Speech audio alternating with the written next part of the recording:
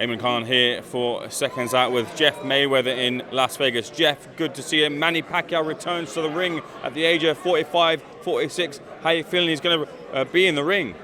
I don't think no one knows. But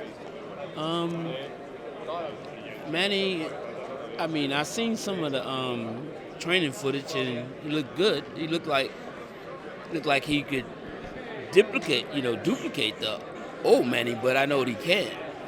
So I don't know. I know that Manny still has the speed, and his speed is going to be a big reason why he is going to be able to hit Barrios. But we're going to see if Father Time catches up with him. I don't necessarily know, but I think that this fight is basically really made for Manny Pacquiao to win, and that so even if the fight is close, I think that he's going to get it. Interesting take, because I do worry for Manny, having seen him in the wars before in recent fights. You saw the images of his wife kind of feeding him food after fights because his eyes are closed, because he's been in so many wars. Do you worry about him at all in this fight because of his age and what he's going to have to go through if he does win? Yeah, don't get me wrong. The thing is that basically, yes, if he comes out on top, maybe that'd be the worst thing that could happen for him. But I don't know. Like I said, I think that this whole fight is made for Manny Pacquiao, and I don't think Barrios is really, if he wins, he's supposed to win. But I don't think that the minority, I won't say the majority, wants Manny Pacquiao to win. What is it about Mario Barrios that you feel is catered to Pacquiao's style? Well, I just think that I seen when he fought Tank, and Tank was able to catch him, and he's tall. He's a tall guy that should be, fighting at long range, but he don't, and sometimes that can be his downfall. But I do think that we'll have to see what Manny brings in the first couple rounds, and I think if Barrios beats him, he's made a big name for himself. Even though he's beating a legend, not because he's beating a great fighter. He's beating a fighter that was great.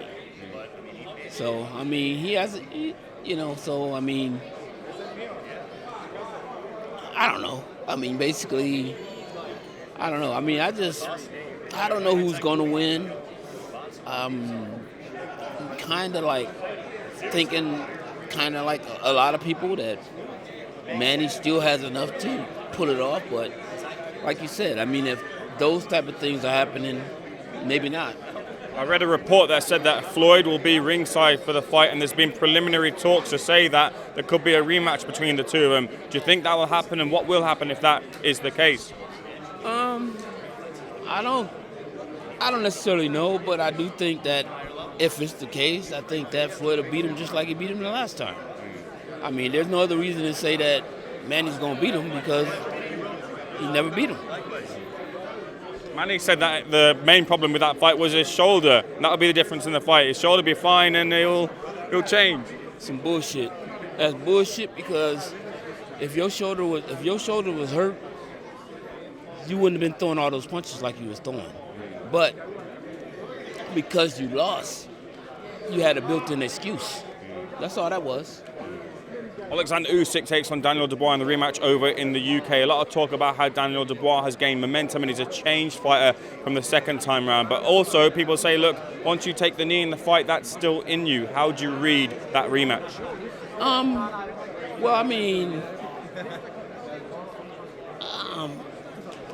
That's one of those fights where, I still lean toward Usyk. I think that he's the more polished fighter. But Dubois, he did drop him, and so I don't know. I mean, I'm just gonna be a fan watching that fight. I don't really know enough about him. Know enough about him to really pick a winner. Can I ask you about the debate that's going on between Floyd Mayweather and Roy Jones Jr.? Where do you stand on the videos that have been going back and forth on the two of them? Well, I mean, basically, that's something that, I mean, basically, I'm not going to really say much about it, but basically, it's a situation where you talked about Floyd first. He has the right to strike back and talk about. He talked the thing is this, is that, okay, you said that Ray Leonard would do this to him and things like that, but the one thing is this: Ray Leonard had losses too.